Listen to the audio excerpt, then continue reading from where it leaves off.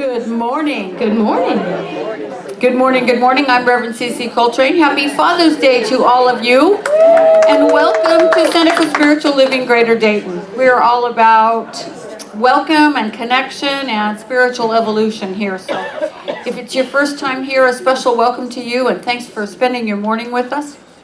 On your bulletin cover is a little tear-off strip that you can use to put your email on, take it over to the Welcome Center, and we will send you every week a little spiritual pick-me-up. We will not use your email purposes for any, or your email for any other marketing purposes, nor will we sell it to anyone else, I promise. We simply use it to send our weekly pick-me-up and then let you know very occasionally of special events that are coming up. Over at the Welcome Center, you can also ask questions, get an information packet, and just chat with someone about who we are and what we do here. This morning, our pulpit assistant is Judy Nussmacher, and our vigil holder is Marge Russell, who I don't think is here yet. Our candle lighting this week will be done by Rich Kaplan and Rachel Richter. Yay! Thanks to you two. Speaking of which, Lenza, will you go get the candle lighting readings off of the shelf so that Rich knows what he's supposed to read? Thank you. A wild guess there. Yeah, or you could just stand up here and be, extemporaneous if you really desire to. We do this interfaith candle lighting every week just to remind ourselves that we draw from all of the world's spiritual and religious traditions. There are so many wells that rise up from the spring of wisdom, and so we simply do this to remind ourselves and to honor and to learn from all of them. You can just put it over there. He'll grab it. Just put it over there. Yeah. Let's see. Today our kids are they all gone already? They might be all gone. Any kids left out here? There's some teens.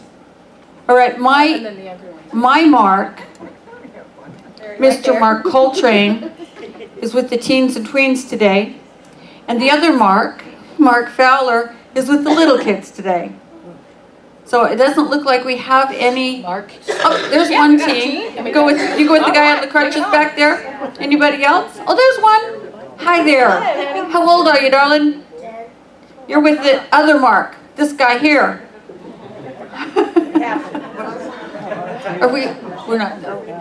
We're going to skip a song. Okay, now that we've got it figured out, we're going to wish you guys a very happy Sunday back there. Happy Father's Day. Happy talking about the masculine. Have a good class. Yay for the masculine! Yay for the masculine. Look at all that masculine energy that's going back here today. That's actually unusual. It's unusual that our kids are male and our teachers are male. Usually we have more little girls and more teenage girls, so this is great. This is really good. There's a special song coming up, and I'm going to go sit down for it. The first candle is lit in honor of Judaism. Do not be afraid. You will not be put to shame. Do not fear disgrace. You will not be humiliated. You will forget the shame of your youth and remember no more the reproach of your widowhood. The second candle is lit in honor of Christianity. If anyone is caught in any transgression, you who are spiritual should restore him in a spirit of gentleness.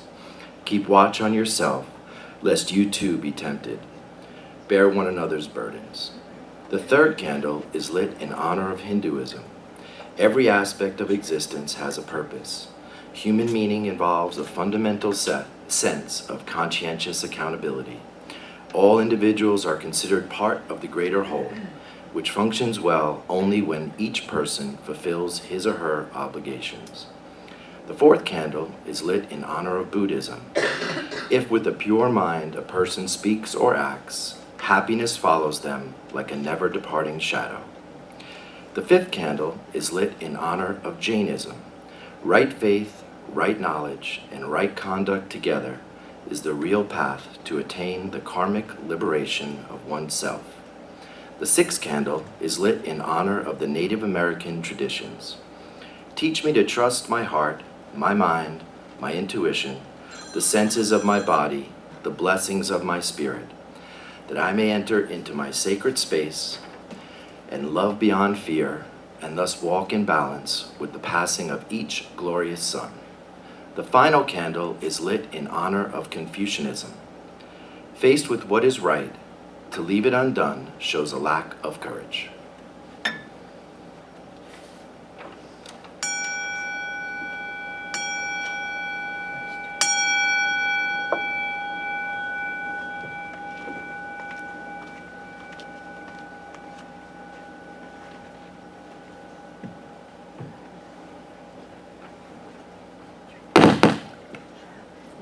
Reading today is by Ernest Holmes.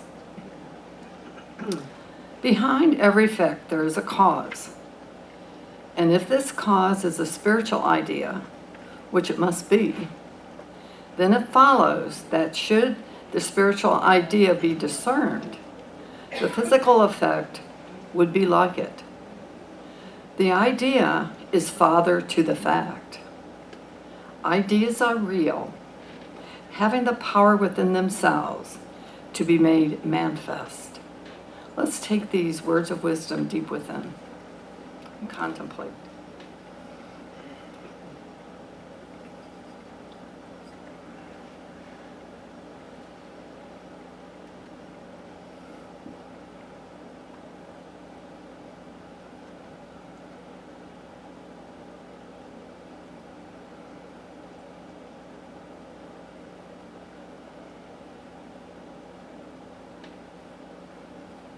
The energy that surrounds this community is so full of love and beauty and joy that within that, the ideas that bring forth of the creative ideas that need to come forth are made forth. And they are discerned to be real, and we know that they are. That the energy that is creativity is God in action. That action is put into place and love is felt by all. And I am so grateful to know that. I am grateful for the teachers that are teaching our children. I'm grateful for the Higher Mind Band. I'm grateful for the people who've come today knowing that they are here by divine love and order. I'm grateful for Reverend Cece, who gives us love and peace and joy with her life. And I'm grateful for all that is. I'm grateful for today, the beauty of the day, the beauty that we are celebrating, the creativity that fatherhood brings to this life. And so I say thank you for knowing this, and so it is.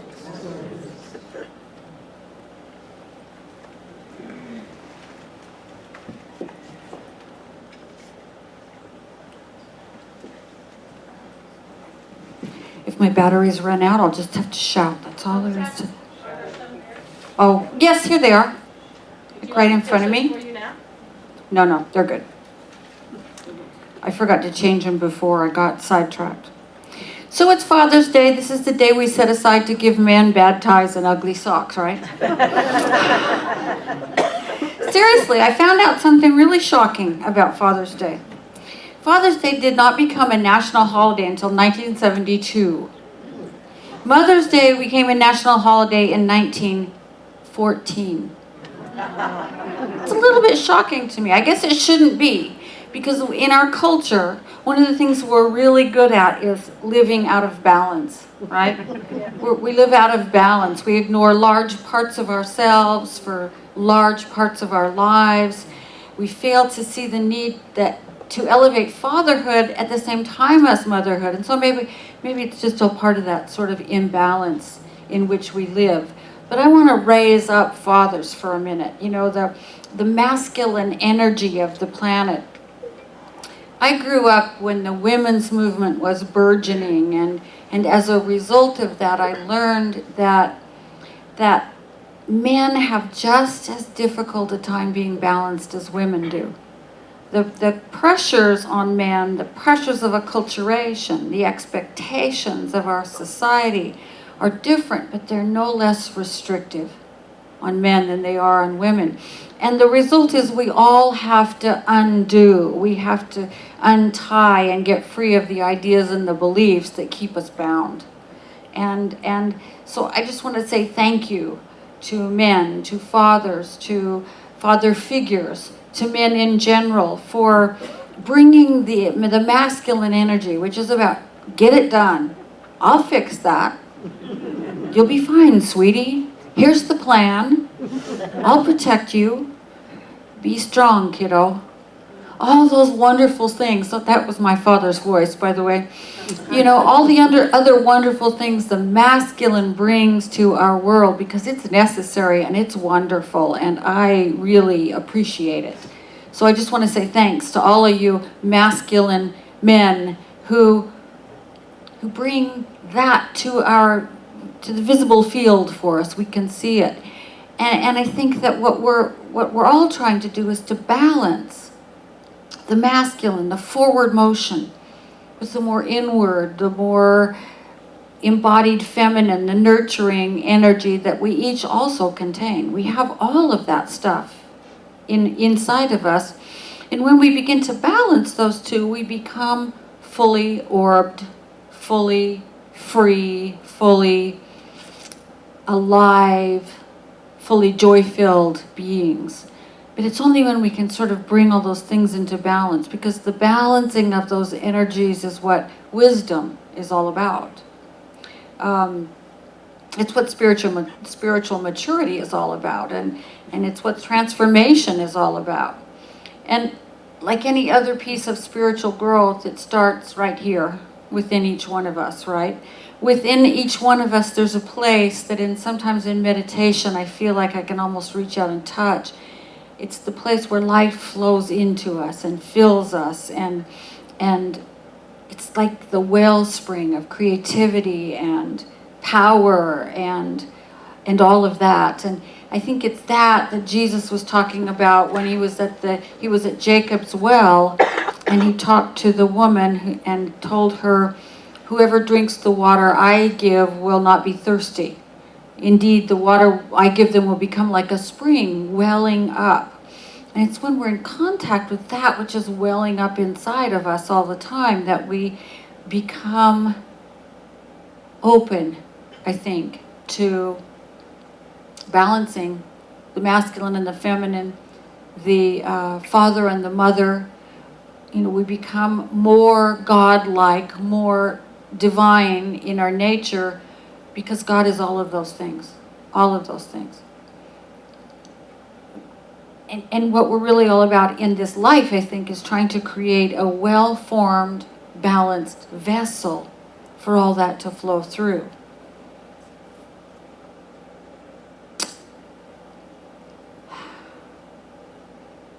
We start to listen to that voice within that calls us to really fulfill the personhood that we were born into, right? Each one of us is born into this individualized personhood, and there's something within us that's always calling us to completely fill that vessel, to fill it with all that we are. In today's reading, our founder, Ernest Holmes, points out one of the fundamentals of this creating and shaping the vessel. He said, "Behind every effect there is a cause, and if that cause is a spiritual idea, which it must be, because everything's a spiritual idea, everything. If this cause is a spiritual cause, then it follows that should the spiritual idea be discerned, the physical effect will be like it. The idea is father to the fact. Ideas are real, having the power within themselves to be made manifest. In other words, your ideas are the cause of what you're experiencing in your life. The idea is father to the fact. The idea is the creative seed. And the soul, for lack of a better term, I don't really know what the soul is. I don't know anybody who does know, but this is the best term I've found. It's the fertile, feminine, nurturing ground into which the seed is sown. Spirit, life, universal energy is the sunlight and the rain and the fertilizer that makes that seed crack open and put down roots and send out shoots and bear fruit for us. If we ignore the ground, the seeds won't grow. We have to attend to the feminine within ourselves. If we're not picking the right seed, we won't get the crop we want. So we have to tend to and attend to the masculine within ourselves. If we're not clear enough for the sun and the rain to flow, then the seed won't grow anyway. So it's all three of those things at the same time. So if our ideas are father to our facts, doesn't it seem obvious that we have to choose the ideas that are good fathers? That will be good fathers for what we want to see in our lives? So I started thinking about what a good father does. What is a good father? And I came across this wonderful letter. It's part of a book called In Search of Fatherhood by Kevin Renner. And it's part of a letter from a newborn child to her father. And she writes, I already know your voice, and I already feel an attachment to you. Hold me, hug me, and love me every day. Let me sleep on your chest and feel the rhythm of your life feed mine. I need to be with you. I need you to want me with you. Take me places and do things with me. Anything you want to do is fine. We can go to the racetrack or parades or baseball games. We can go to breakfast or movies. We can play catch outside. Take me with you in your garbage truck or to your office. Take me camping, even if it's just in our backyard. Read to me. Tell me stories. You can make them up, any kind of story. Tell me about when you were a little boy. Tuck me into bed at night and let me talk to you and listen, really listen. Try to hear what's in my heart because I won't always know for sure. Teach me how to be strong and fierce, how to fight for myself. Lay down the law and hold me to it even when I whine. Show me how to work hard. Teach me about money and power and how to navigate in the world. Show me what I should look for in a life partner by the example you set. Show me I deserve someone who will cherish me, have fun with me, and listen to me. Take me to church, to temple, to God. Help me find the big spirit and reverence inside myself, other people, and everything else. Tell me about yourself. Open your heart to me. Accept and love me for who I am. Take care of yourself too. I want my children to know you. I want them to know why I'm crying so hard when I bury you, just like I cried when I came into this world. I read that and I thought, man, that's good fatherhood embodied, isn't it? It really is. I think the kind of father we all wished we had or did have or we had part of and not the other part of or whatever, but certainly it's the kind of good father we want ourselves to be to our own lives and to our own thoughts, which father the circumstances and the actions and the experiences we have. We have to become accountable for allowing good fatherhood to our own lives. We have to become accountable for training this little idea-producing machine that all of us carry around as part of being human. The brain, it's its job. Its job is to create ideas, an endless stream of ideas. It's always kicking them out, right? We have to train ourselves to think thoughts that feed us and grow us, that will accompany us through our days productively, the thoughts that will feed the rhythms of our lives and help us navigate successfully through the world and take us on adventures, even if the adventure's in our own backyard.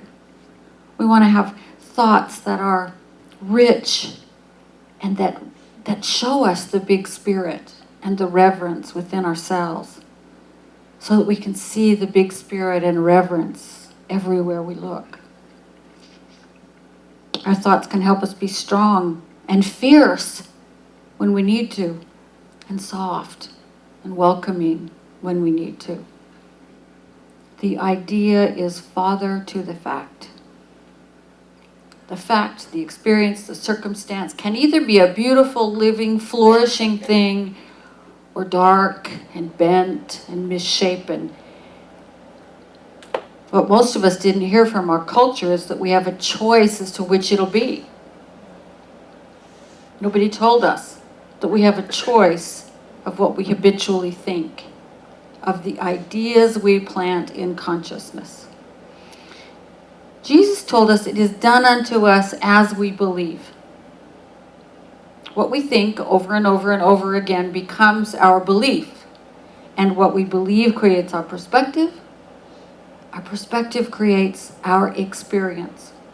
Our thoughts create our reality. All of it is all interrelated in here. And we see it in action all the time. I bet that you know, as I do, a child who's been told over and over and over again that they're stupid, ugly, and worthless. And pretty soon they are stupid, ugly, and worthless. They believe that about themselves and they begin to act that way, right? You watch it happen and you just want to scream. I saw it with my brother. He's full of lack of self-esteem. He's full of not enoughness. And I was younger than he was, but we've talked about it. And I know the words that started to play themselves over and over in his head. And I know partly because I had them too. I bet you know someone who lives in fear of all sorts of things that are never going to happen because of what they watch on television, what they think about all the time, right? When we choose, similarly, when we choose over and over and over again thoughts of love, thoughts of joy, thoughts of belonging, thoughts of self-confidence and self-acceptance, we come to believe them. And the result is we experience love and joy and acceptance as the facts of our lives. We experience these things in our own feelings, but also in our interactions with other people, in our experiences in general. You know, I was thinking yesterday that whenever somebody finds out I'm a minister, they always say the same thing to me as we're parting. I bought a new car this weekend, and the guy was clearly not a churchgoer, okay? It was obvious to me he wasn't. But as I left the dealership, he said, "Have a blessed day." Everybody always says that to ministers. It's like what they think they're supposed to say. And I was just all of a sudden moved, and I turned around and I said, "Every day of my life is a blessed day. I hope it is for you too." And he kind of went, "Whoa." I don't think anybody had ever responded to him that way, but it just all of a sudden dawned on me that it's true. Every day of my life is a blessed day. I bought a new car on Friday. And yesterday I went for a fabulous bike ride and breakfast with a whole bunch of people from the center on the glorious morning. It's pretty wonderful. Every day I have something I can be deeply grateful about. And that's because I changed the way I believed about myself. And it started years ago, and it took repetition, it took time. But now most of my experiences are joyful, and I have something to be deeply grateful for every day. The idea is father to the fact. We get to choose. We get to choose how we think. We get to choose what we believe. We get to choose by first becoming aware. Becoming aware of what it is that we're thinking. We do that mostly in meditation, but we start to observe this thought-generating machine that lives in us. And we see that most of the thoughts that are always flowing are kind of, we don't want to hold on to them. They're like little cereal ditties, that they used to sing about cereals, or, Pepsi Cola, or whatever old ad is running through your head at the moment. Or they're silly little observations about nothing, or they're just junk. And in meditation, we learn to just let those go. We just let them go. We don't hold on to them. We also see that even the darker thoughts we have, the unhappy thoughts, the judging thoughts, there's enough space around them that we can let them go too. And we just start to let them go. And then when we see a thought we want to hold on to, we say it again, and we say it again, and we say it again. And affirmation, which is repetition of positive thought, the positive starts to snuggle down into our consciousness. It starts to take to plant itself there. So this whole masculine energy is about choosing which thought you're going to let be planted in your own subconscious mind. And once they're planted and nurtured, these thoughts start to crack open and put down roots and send out shoots, and pretty soon they start to flower and bear fruit in our lives. And we're understanding more and more and more through science that the universe is a relational place. We're in relationship with everything else, and our thoughts are in relationship with what's happening, the actual facts of our lives. Jean Houston, the author, and I don't know what to call her, she's an amazing, Jean Houston, said, "We live in our description of reality." We live in our description of reality. I really like that. Our universe is relational, and so when we make a change in our thinking, it ripples out and it touches our immediate vicinity, and it changes our immediate vicinity. And the ripples also go farther and farther, and ultimately they come back to us. And so we change ourselves when we change our thinking, and we change our own experiences. And it's even bigger than that. One of the readings referred to, which one was it? It said, all individuals are considered part of the greater whole, which functions well only when each person fulfills his or her obligations. Obligations is a kind of a word that we react to. But what that, I think what that is talking about, because that's mystical mystical was it Hinduism? Hinduism, yes. And the mystics only talk about one thing. They talk about the oneness and what it looks like to be on this side of it and what it looks like to be on that side of it. And the obligations they're talking about, I think, are to remember that we are the master. We are becoming the masters of our own thinking, and thus what it is we're putting out into the universe. There's a wonderful story from Hindu and Buddhist folklore that I think illustrates this. Here's how it goes. In the abode of the great god Indra, king of heaven. I love that opening line. Is there a better one anywhere? In the abode of the great god Indra, king of heaven, there is a wondrous net stretching out indefinitely in all directions. At each crossing point of the net hangs a single glittering jewel. This net is infinite in dimension, and these jewels are infinite in number. The jewels hang there, suspended in and supported by the net, glittering like stars. The polished surface of each gem reflects all the other jewels in the net, infinite in number, so that the process of reflection is itself infinite. Each jewel is connected with all the other jewels in the net, and one of those jewels is you. Each of us has an independent place within the net, and at the same time we all reflect and influence each other. A change in one jewel produces a change, however slight, in every other jewel. It is as though you touch one jewel and the vibrations of that touch reach out through Indra's net to the depths of infinity. We cannot damage one strand of this web without injuring the entire web and others in it, whether that injury is known or unknown to them. Neither can we think loving and constructive and compassionate thoughts without them rippling out and affecting the entire net positively. A single helpful thought or act sends positive ripples across the infinite net, touching every jewel in existence. Those are the obligations I think they're talking about. The obligations to be careful of what we think, of what we believe, of what we do, of what we say. Because not only does it change our own lives, to which we are accountable, that's what we've been talking about all month, accountability for and to our own lives. But what we do ripples out and touches everything. Everything. Each of us participates deeply in this relational reality that we're talking about. Each of us is parent to our own lives, but also to the life of the whole. This is our masculine power to plant powerful seeds. powerful seeds, to select them, to make sure that they're going to bear the crop that we want to bear. Let us be good fathers, conscious fathers, and choose good seeds. And let us nurture those seeds in the mother, in the silence, in the meditation, in the affirmative prayer, in the gratitude, in the compassion for ourselves and others. This is how we create the life we want to live.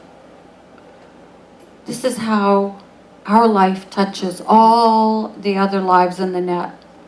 So this is how we create a world, a universe that works for all life.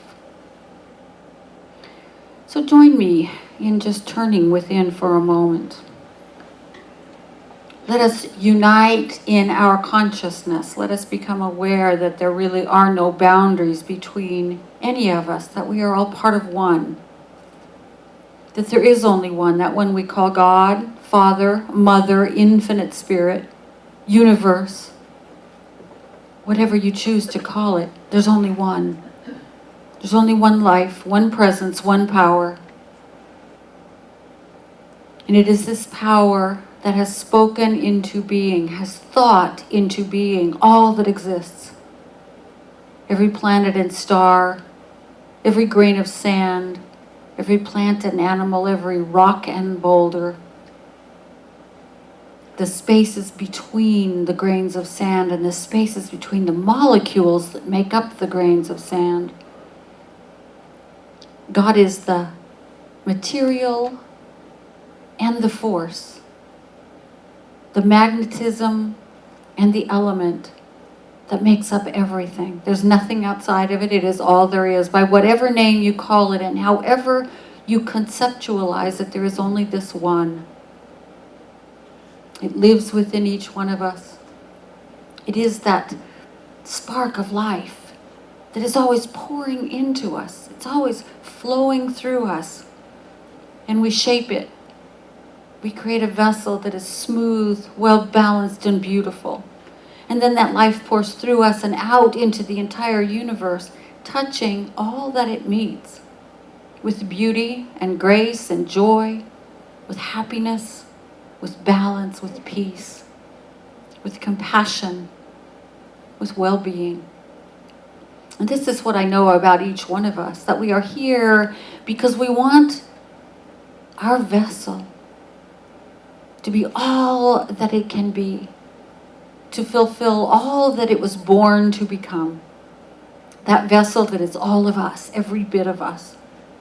And so we come together to support each other, to learn spiritual practices and to practice them together, to love each other from that place of love beyond recognition.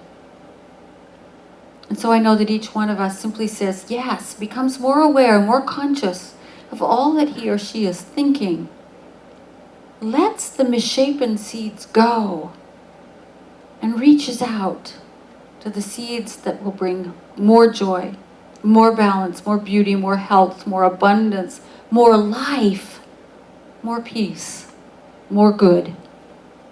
And we plant those seeds and we nurture them from the depths of our being with stillness and prayer, with meditation and fellowship, with affirmation, and with love.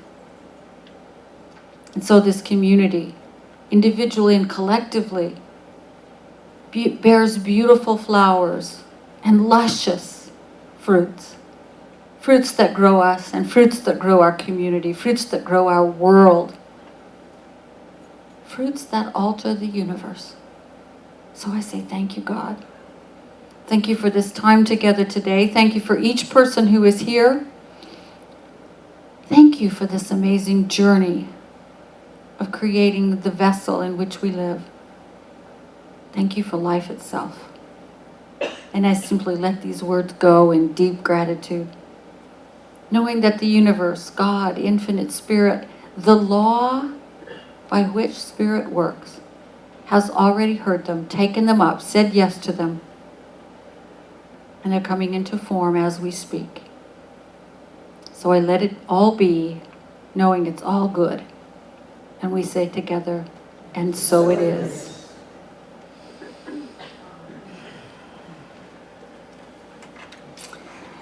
If our ushers will please come forward, thank you. We have an opportunity now to support each other as we support this community. You know, we provide connection here on Sundays. We also provide meditation practice groups and sacred circles and classes and a whole lot more, because our goal is to support the spiritual growth of every one of us. And your generosity is what makes that possible. So I say thank you, thank you, thank you. We'd not be able to do it without you, so I'm very grateful. And I invite you to simply take your gift in your hands, or if you give electronically, as I do, in your heart. And stop and think for a moment about what you are deeply grateful for today. Let gratitude fill you up. Gratitude is the attitude that says, oh, my life is wonderful. I will accept more. I will accept more. And let's affirm, I am joyful. I am joyful. I am free. I am free. I am grateful. I am grateful. I give with a grateful heart. I give with a grateful heart. And I say yes. And I say yes. To all the good life has to offer. To all the good life has to offer. And so it is. And so it is. My favorite part was you. That was good, Becky. That was good. A couple of quick announcements before we have a gift for our dads. We have two very gentle service opportunities available. One you saw, you can sign up to read or light candles on the third Sunday of the month. The sign-up sheet is right over there on the bulletin board. The other is helping with the video camera, which pretty much involves putting it on the tripod, which is way easy, opening it up and pushing a button, turning it on. We'll photobomb Reverend Cece.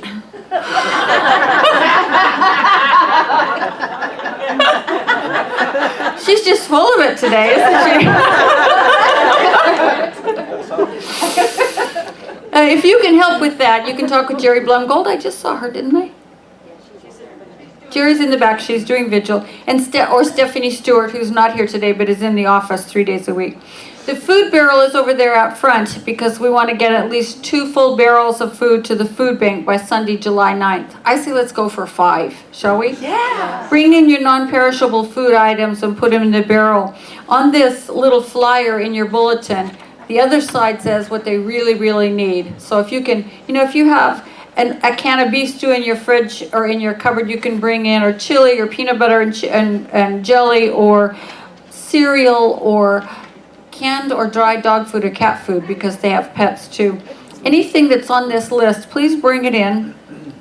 Let's see if we can fill that up several times and get it to the food bank before July 9th.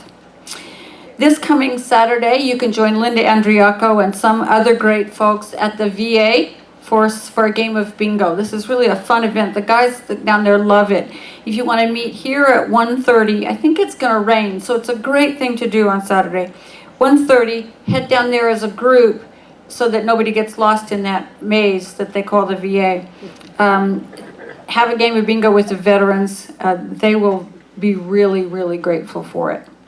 You can also take a look at the last page of your bulletin insert for the other things that are coming up. There's one that's not on there. I want to just tell you about it. After next Sunday, I will be gone for a month. I am in need of some deep rest, and so I'm going to take care of myself. What I want to say to you is we're going to have 4 of our wonderful practitioners give the messages during those 4 weeks. So please come. Don't stay home because you think nothing good is happening here. You might hear something you've never heard before. This place is gonna be rocking, I have to tell you. So please make sure you're here during July. Make sure that the speakers hear from you, whether you love them or you want to tell them you don't like their outfit, whatever it is. Just talk nice to them, okay? And I will be back in the last Sunday of July. I'll be here next week and then the last Sunday in July. I bought a new car. I'm getting a new puppy. I'm going to go rest a little bit and potty train. I'll I'll be potty training my new puppy. So. While the cat's away, the mice will play. Exactly. Woo! I like it. Could be a whole different color by the time I get back. We want to offer a couple of gifts to all of our fathers here today. If you're a father or father figure, just raise your hand and you will receive something from this lady with the box here. These are some cool gift bags based on speaking to people, fathers from the past who are like all not, they're trying to get healthy. So there's not a whole lot of chocolate in there, darn it.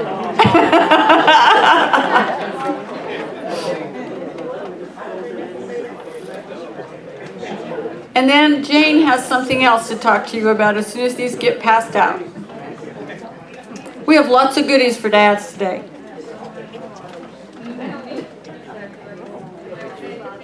We have several dad types in the back too that we'll make sure they get theirs. Oh, you got one? Oh, Jane, why don't you take this so they can hear you? yeah.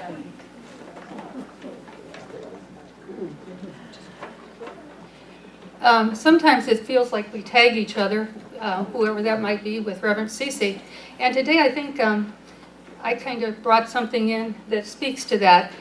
To begin with, I started trying to find some things commercially for dad recognition, and it was kind of a struggle. So I decided to create something. And I've done that today. There's a board over there, and it's a group of coupons or vouchers that I found in a booklet for children to give to their fathers. And so I've torn each one of those tickets away or apart and put those up there. So I'm going to leave them there till next week. So if anybody needs a shopping list, and it doesn't have to just be a father or a dad, sometimes there's some other people that we could care about a lot as well. And from a symbolism or point or bright point, I have brought in gold chocolate coins. And so I take that and ask that you think about dads being priceless and worth their weight forever. So have one, eat it, and enjoy it. There are some with numbers on it, but I just changed my mind today, so ignore the numbers. So that's it. Thank you. So Jane, if you're a dad, you can have one of those coupons that you can like make your kids do. Or you can just take one to give to your dad, or you can take one to give to anybody else. Is that correct? We'll do that next week. So Next week, okay, all right. I better leave it assembled for another week. Okay. She is the one who's behind all the decorations everywhere, so I will do whatever you say, Jane. You're amazing. Two more things real quickly. If you'd like prayer after the service, please just ask any of our licensed practitioners, Becky and the ones who are wearing the teal or white stoles. Practitioners have worked for a long, long time to be able to see the spiritual truths for you even when you can't. So all you have to do is walk up and ask for prayer, and they'll find a quiet corner with you. That's their gift to you on Sunday, is what we call a 1-minute miracle. You can also put a written prayer request in the prayer chest as you leave, or call the prayer line, which is on the back of your bulletin, or even go to our website, cslgd.org, and do one electronically.